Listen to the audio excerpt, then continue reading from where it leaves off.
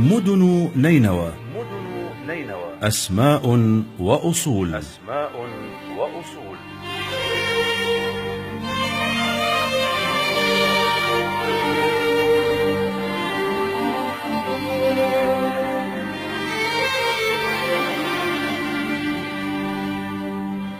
الشرفية من قرى ناحية القوش، تقع على 3 أميال من جنوب بلدة القوش، وسكانها من المسيحيين الكلدان، ولغتهم السورث.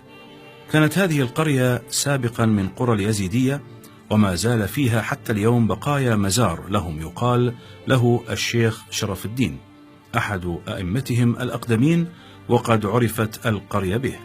ولعل شرف الدين محمد بن شمس الدين حسن بن شرف الدين عدي ابن أبي البركات المتوفى سنة 1297 للميلاد، وفي أوائل القرن العشرين اقتنى دير السيدة هذه القرية، فأخذ سكانها اليزيدية يتفرقون بين القرى المجاورة، فسكنها جماعة من القوش.